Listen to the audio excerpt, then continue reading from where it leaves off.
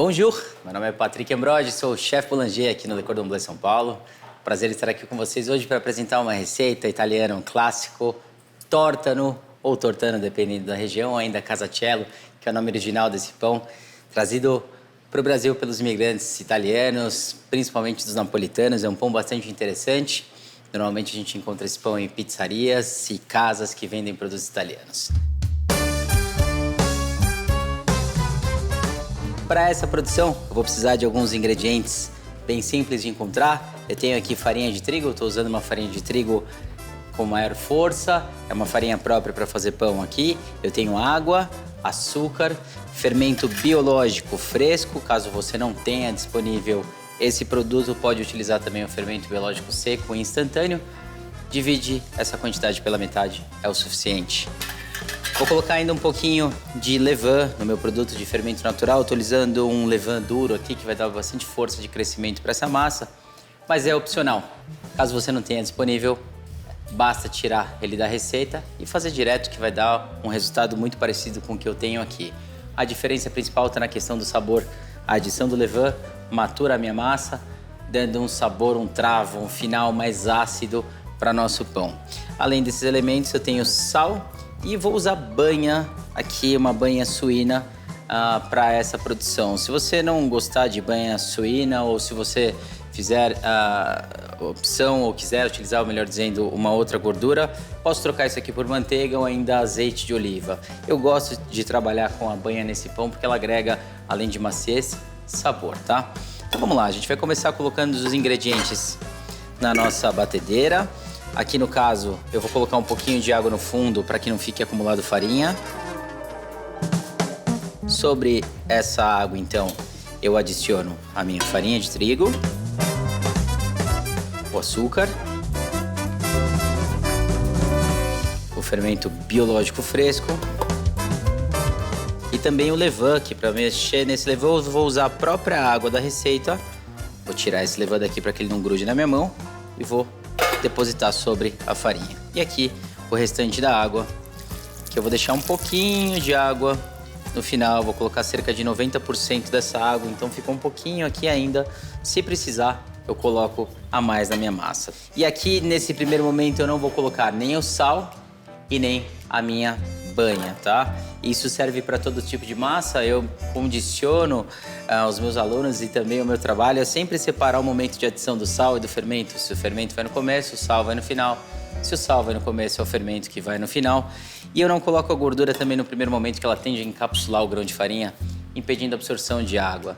Se isso acontece, eu tenho uma redução na formação do glúten ou uma demora um pouquinho maior, né, para ela formar o glúten, que é a base essencial do nosso pão. Tá? E agora eu vou colocar isso aqui para bater numa batedeira. Vou usar o gancho para massas pesadas e vou iniciar o meu processo batendo a massa numa velocidade mais baixa. Sempre numa velocidade mais baixa, assim eu evito de estressar essa massa e ainda de gerar um aquecimento nessa massa antes da hora, né? O ideal é que essa massa se desenvolva numa temperatura mais fria, por isso eu estou usando inclusive água gelada no meu pão. E eu vou trabalhar essa massa então numa velocidade mais baixa para que ela não aqueça. Me falta ainda, né? Me sobra aqui a água, um pouquinho que eu vou colocar caso necessário, mais a banha e o sal. E aqui eu tenho os elementos que vão compor o recheio do meu pão. O elemento principal aqui, linguiça do tipo calabresa, né? Eu tenho uma linguiça calabresa artesanal aqui, bastante aromática, bastante interessante. Um pouquinho de queijo mussarela, que vai no recheio, na composição dos sabores. Eu tenho um pouco aqui também de tomate pelado, que eu vou amassar esse tomate, ele vai servir para dar uma cor bonita no meu recheio. Pimenta do reino moída na hora. E aqui um elemento aromático que eu gosto bastante na combinação com linguiças em geral. Semente de erva doce. Combina bastante. Então a gente vai colocar isso aqui no recheio para ele agregar um pouquinho mais de sabor. E por último, que vai na cobertura do meu pão, eu tenho queijo parmesão ralado finamente, que é para ele fazer uma camada crocante, dourada, bem bonita em cima do nosso pão. Minha massa já está bem em formação, esse tempo inicial de massa leva ali na casa de uns 4 minutos. Eu não gosto de focar somente no tempo, mas sim na observação dessa massa, né? O que a gente observa na própria batedeira é que no primeiro momento tinha bastante farinha solta e conforme ela vai trabalhando essa massa, ela vai ganhando uma estrutura bem bacana, o que faz com que ela comece a ficar com cara de pão. Só vou mostrar para vocês como é essa estrutura, o que a gente observa quando eu trabalho a massa na mão. Vou tirar um pedaço de massa aqui então e a gente observa que ela tem uma certa elasticidade. Lógico que se eu esticar essa massa aqui, ela tende a se romper. Mas se eu tenho essa elasticidade, é um bom indicativo de que o glúten já está em formação. Se eu observo esse efeito na massa, eu já posso então agregar tanto a banha quanto o sal na minha produção. Eu vou colocar essa banha aqui agora, mais o sal todo. E me sobra um pouquinho de água aqui, que eu vou colocar caso necessário. Caso eu observe que realmente precisa, eu coloco, do contrário, a gente não vai colocar. Essa questão de adição de água ela é sempre importante observar quando estiver trabalhando com massas de pão, de modo geral. Isso muda essa taxa de absorção de acordo com o tipo de farinha que você estiver utilizando, com a marca de farinha e com o tipo de farinha em relação ao produto final. Existem farinhas próprias para fazer pão, próprias para bolo, próprias para massa de macarrão, massa de pastel. De modo geral, quando a gente tem uma farinha que é própria para fazer pão, ela aguenta mais água na formulação, né? Mas eu sempre tenho que observar que isso também varia de marca para marca. No meu caso aqui, eu estou utilizando uma farinha forte para pão italiana, então eu sei que ela toma bastante água e esse pouquinho que eu deixei aqui, provavelmente eu vou conseguir agregar a minha massa, mesmo que ela fique bem mais difícil de trabalhar. Mas essa quantidade maior de água vai deixar meu pão mais interessante, mais macio, mais saboroso. Eu observo aqui também um efeito interessante, que é quando a gente coloca a gordura, a massa tende a dar uma quebrada, parece até que ela desandou. Não precisa se preocupar com isso, porque assim que ela vai batendo, ela tende a formar novamente uma massa uniforme. Assim que ela voltar a ter a estrutura de bola, eu vou aumentar um pouquinho a velocidade e colocar o restante dessa água. Bom, a minha massa já voltou até aquela estrutura de bola. É importante observar que massas de pão, de modo geral, a gente não trabalha em velocidades altas. Essa velocidade alta, além de gerar um estresse para a massa, ele acaba aquecendo, fazendo com que a massa comece a fermentar antes mesmo de ficar pronta. Então, para isso, eu sempre trabalho na velocidade baixa, sem exceção. Como eu já incorporei toda essa gordura, agora é hora de adicionar esse restante da água. Eu vou colocar ela aos pouquinhos. Toda a água foi adicionada ao meu pão e agora é só esperar ele dar o ponto. Agora sim, para isso eu vou aumentar um pontinho a velocidade só para a gente dar o ponto nessa massa. E aí eu vou mostrar para vocês como ela vai ficar depois de pronta. Minha preocupação aqui nesse caso não é desenvolvimento de véu de glúten, por exemplo, porque essa massa eu vou colocar ela para descansar por um bom período, que vai fazer com que ela se desenvolva. Aquela estrutura toda necessária para a retenção dos gases da fermentação vai se desenvolver durante o processo de descanso da massa. Então eu não preciso tirar essa massa aqui completamente desenvolvida, afinal de contas no descanso ela vai se desenvolver da maneira que eu preciso que ela se desenvolva.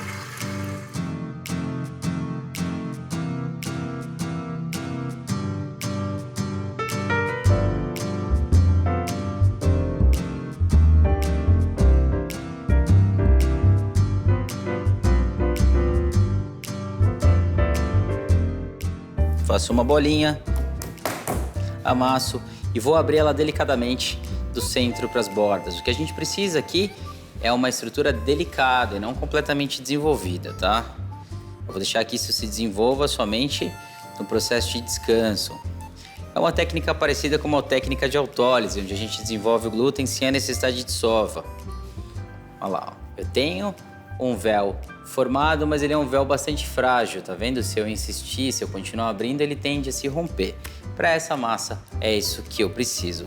Antes de mais nada, antes de colocar essa massa para o descanso, eu vou pesar o total e vou dividir ela em duas peças. Eu já vou descansar essa massa dividida. A pontagem, a fermentação no bloco, já será com a massa dividida. Então eu peso o total e divido em duas.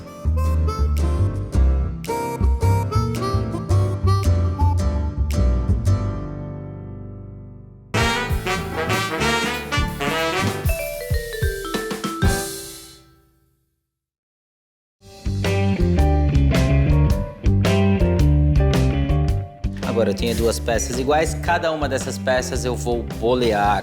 O processo de boleamento aqui, no caso, ele é bastante importante para que a gente organize a estrutura dessa massa. Ainda sobre esse pouquinho de farinha que eu tenho na mesa, eu vou baixar a massa e vou jogar as extremidades dela para o centro. Vou virar essa massa ao contrário, pressionando ela contra a minha bancada de trabalho, a minha mesa de trabalho. Eu vou girando a massa e tensionando a superfície de modo que ela fique bem lisinha aqui em cima. É isso que eu espero que aconteça com essa massa. Solto ela com a ajuda de uma espátula. Coloco mais um pouco de farinha aqui. E vou repetir esse processo.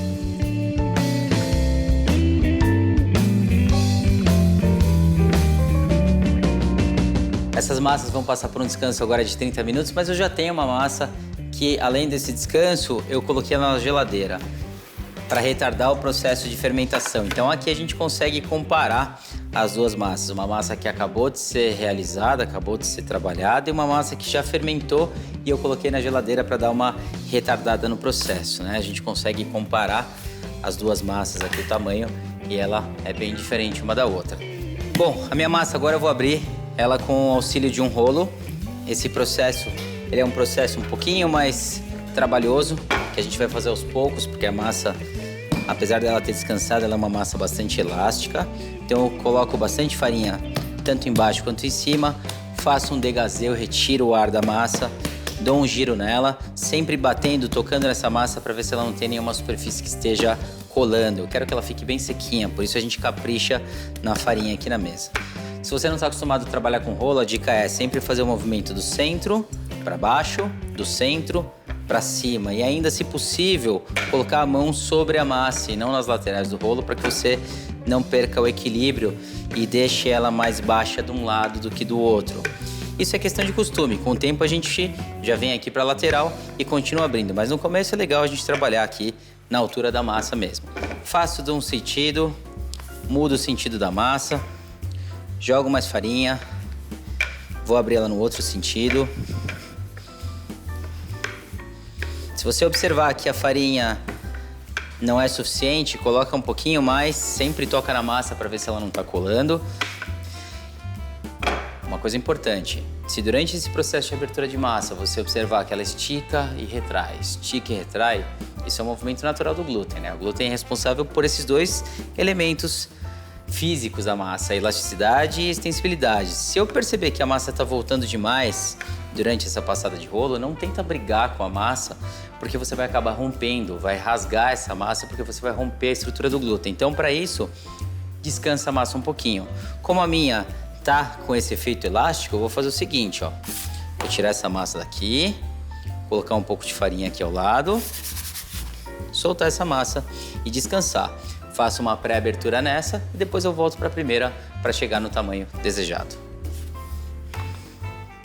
Mais um pouco de farinha, lembra de caprichar nessa farinha da mesa.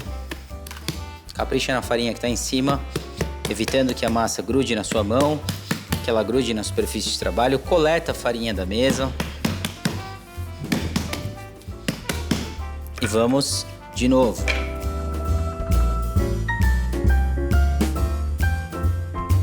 E vou voltar agora para essa primeira massa para colocar o meu recheio.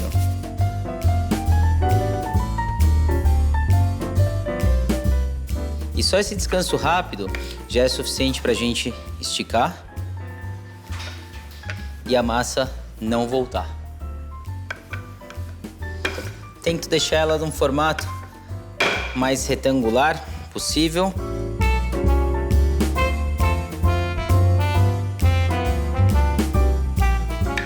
E agora vou colocar o meu recheio sobre essa massa.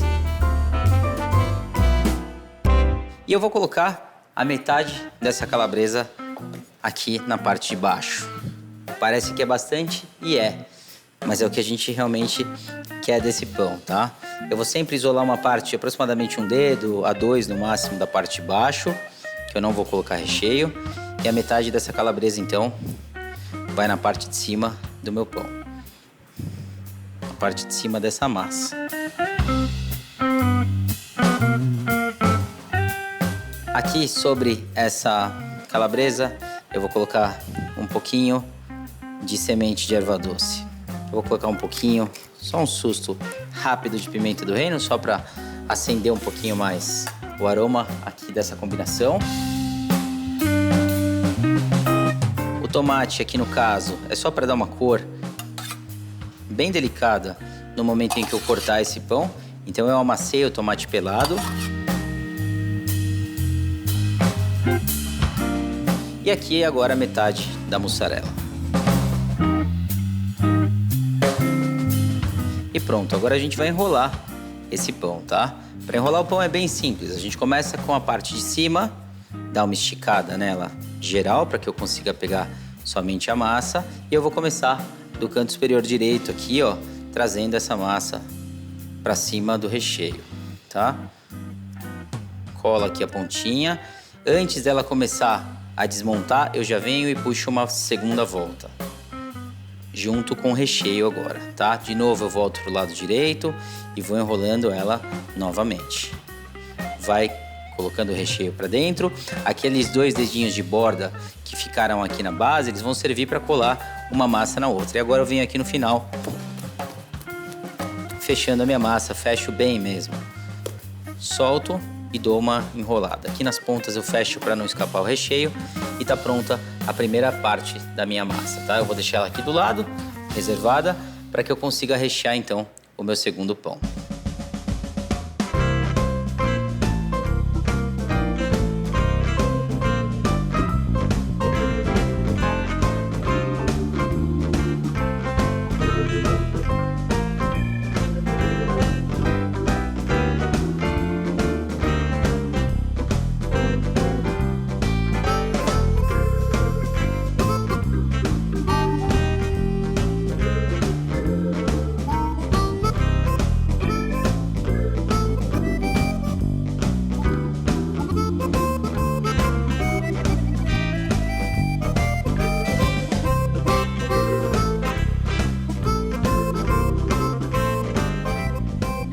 Pronto, eu tenho 2 peças agora de massa prontas para serem enroladas, colocadas na minha assadeira, tá?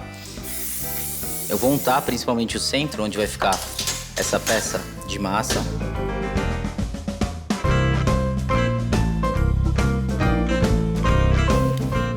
E eu vou colocar essa massa deslocada, uma um pouco mais para frente e a outra consequentemente um pouco mais para trás. E agora eu vou enrolar uma vez, enrolar 2, tá? Viro essa massa para mim, essa ponta é dessa, essa ponta é dessa, eu vou encontrar essa ponta com essa, vou fazer um fechamento aqui de massa e essa ponta que tá vindo por baixo, eu vou usar para cobrir isso daqui e encontrar com a massa de dentro. E agora eu abro esse espaço.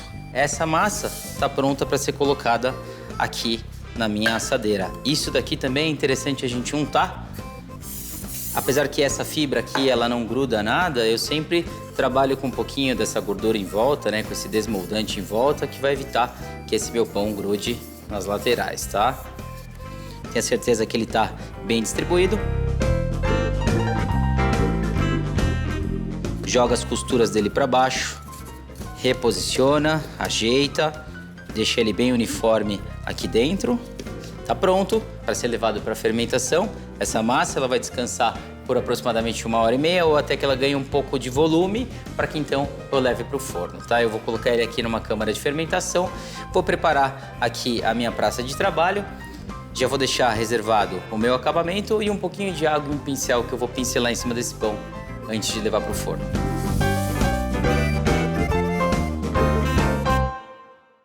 Nossa massa descansou por 1h30, tempo suficiente para que ela desse uma desenvolvida e o restante do desenvolvimento dessa massa vai acontecer no forno, que a gente conhece como salto de forno. Vou mostrar para vocês como ela ficou.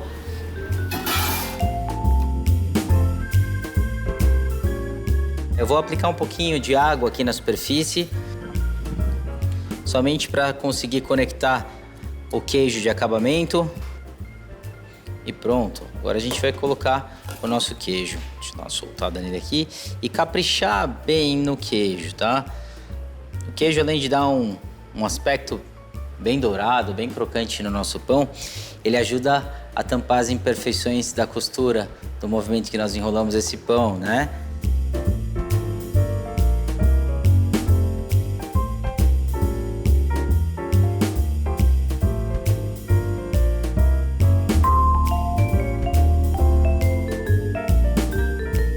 $15 minutinhos, então, é o tempo que eu marquei aqui de cocção dele inteiro. Chegando em 10 minutos completos de cocção, eu baixo a temperatura e observo como ele vai ficar.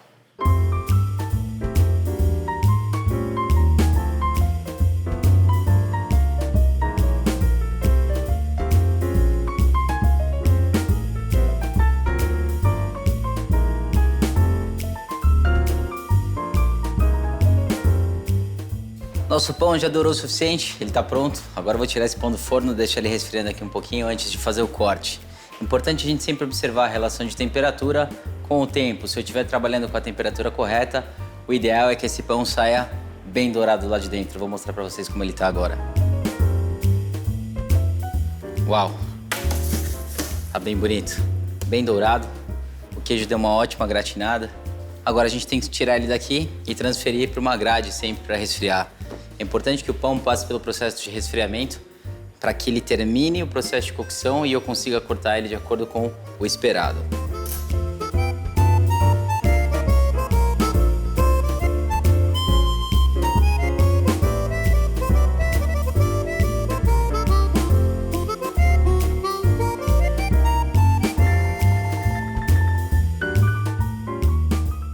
Nosso pão passou por um processo de resfriamento, ele já está a temperatura desejada para corte. Ideal que esse pão esteja na casa dos 64 graus aproximadamente, para que aí então eu possa cortar e expor todo esse recheio dele aqui, tá?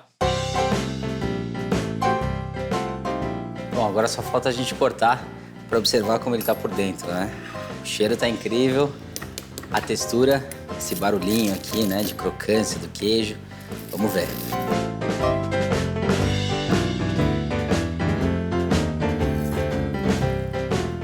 Uau, tá bem legal.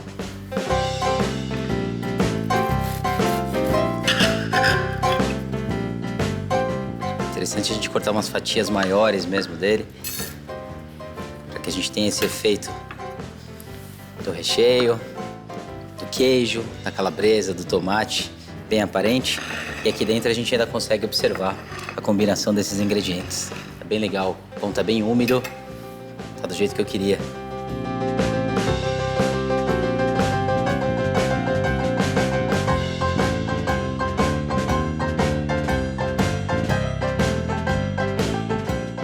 Bon appétit e bem-vindo ao Le Monde Cordon Bleu. No próximo episódio, um dos nossos chefes vai apresentar uma receita imperdível. Merci, esse daqui é meu. Au revoir.